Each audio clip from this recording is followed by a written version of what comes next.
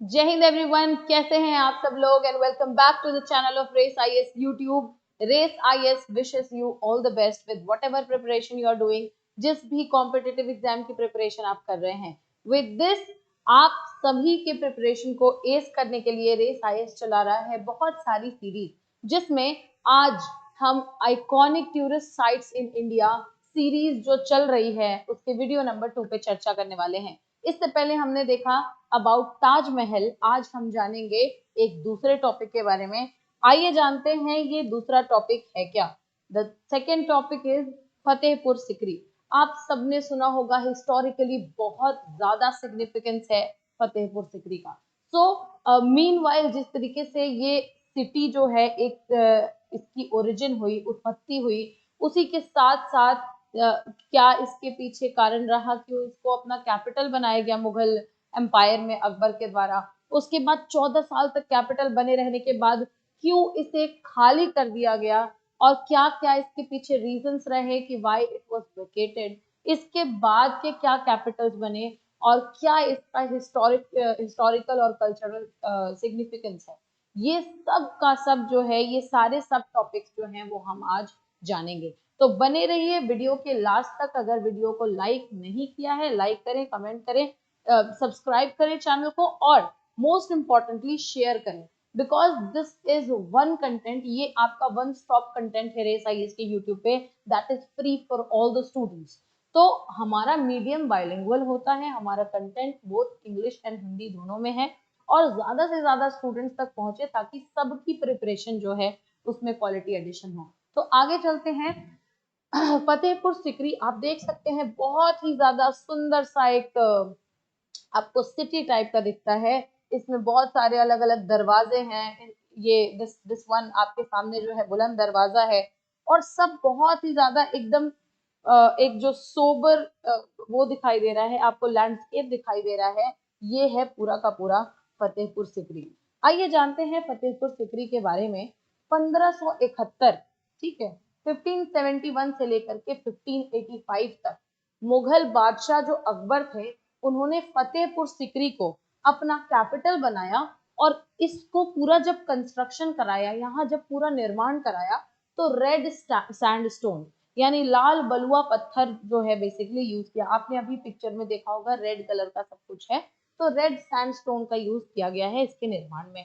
तो 1571 से लेकर के 1585 एडी जो टाइम पीरियड है, वहां अकबर का कैपिटल बन रहा है फतेहपुर सिकरी। आप देख सकते हैं फतेहपुर सिकरी को खाली कर दिया गया 1585 तक जाते जाते।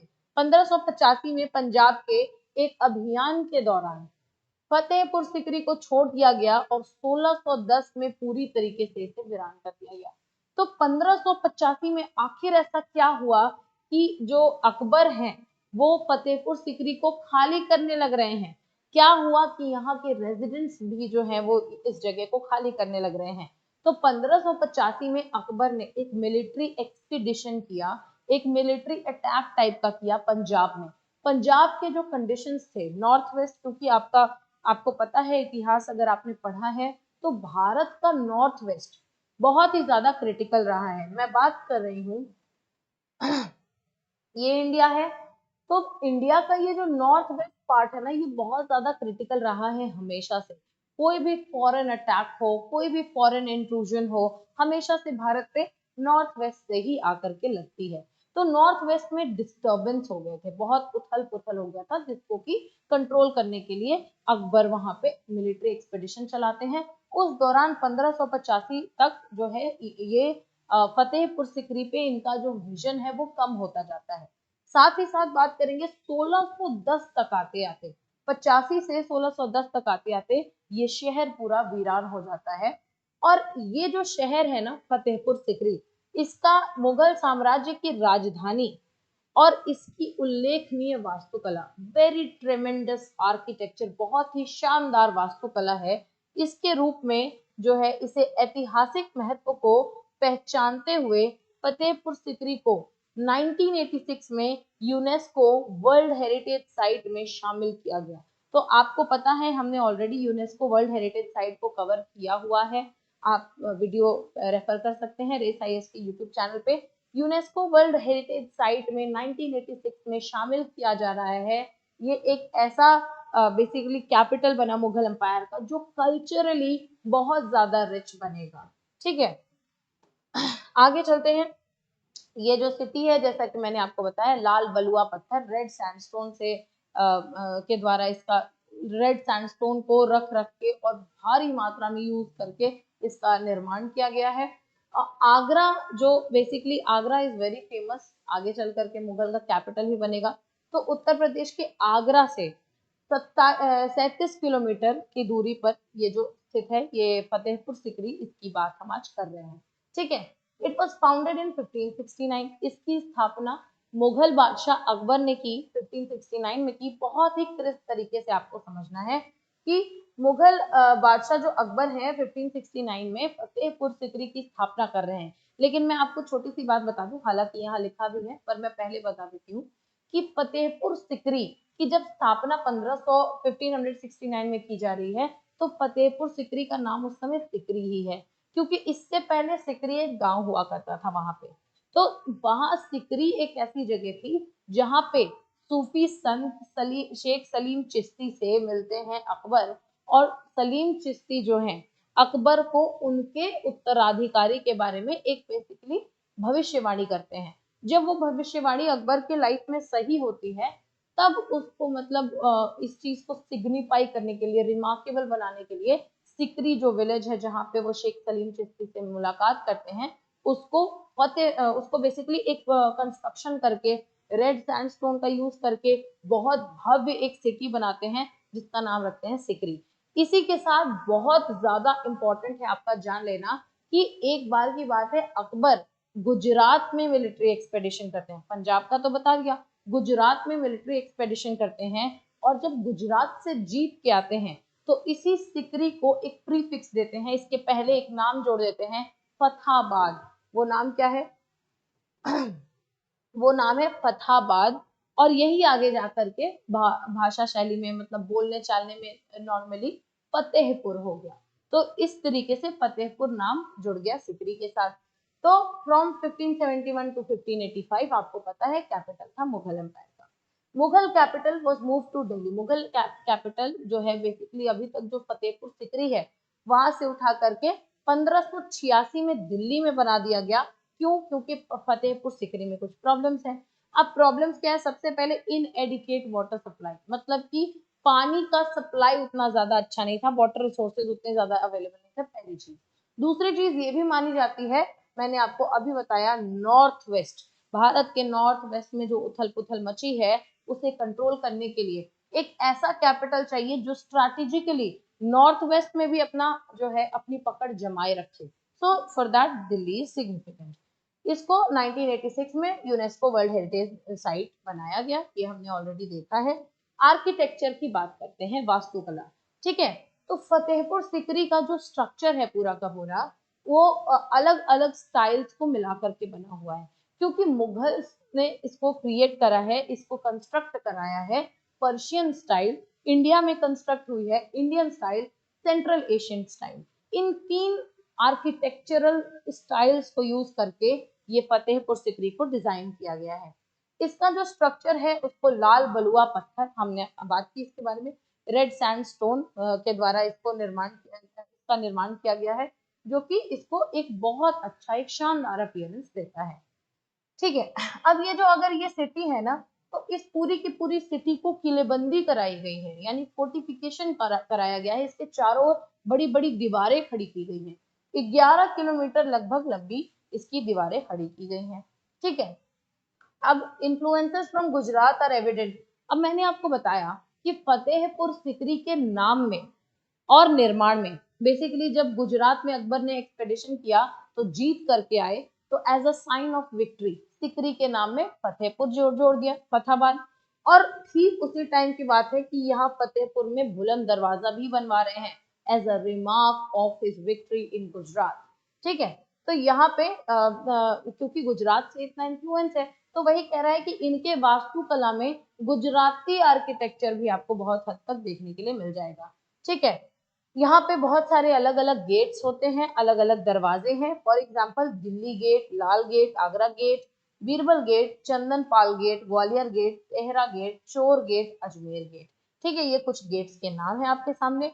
द पैलेस, अच्छा, और इस पूरे के पूरे फतेहपुर सिकरी में इसको बेसिकली अकबर ने डेडिकेट करके बनवाया था। किसके लिए? मरियम उज जमानी। मरियम उज जमानी उनकी वाइफ थी, रानी थी, और ये और कोई नहीं है, ये है जोधा बाई, जिनको आप जानते हैं जोधा बाई के नाम से। तो जोधा बाई के लिए बनवाया था। और स्पेशल फीचर इसके अंदर क्या है कि इसमें समर पैलेस भी है और विंटर पैलेस भी है। मतलब गर्मी के लिए भी इस यहाँ पे, मतलब अगर गर्मी का समय है तो ऐसे फीचर्स हैं कि आपको उतनी तकलीफ नहीं होगी, और अगर सर्दी का समय है तो ऐसे फीचर्स हैं कि आपको सर्दी में तकलीफ नहीं होगी। तो दोनों को मद्देनजर रखते हुए और मरियम उज जमानी जो जिनका नाम है जोधाबाई, उनके कंफर्ट को ध्यान में रखते हुए बहुत अच्छी तरीके से कंस्ट्रक्ट कराया गया है। अब फतेहपुर सिकरी के अंदर कुछ बहुत ही ज्यादा रिमार्केबल बिल्डिंग्स बनवाई गई, infrastructure. For example Jama Masjid, नाम सुना होगा आपने। तो भारत के सबसे बड़े मस्जिदों में से एक है जामा मस्जिद। ठीक है, one of the largest mosque in India. It is known for its imposing structure, graceful arches. मतलब इसको जाना जाता है इसके इंफ्रास्ट्रक्चर की वजह, इसकी बिल्डिंग के डिजाइन की वजह से, एथनिसिटी की वजह से।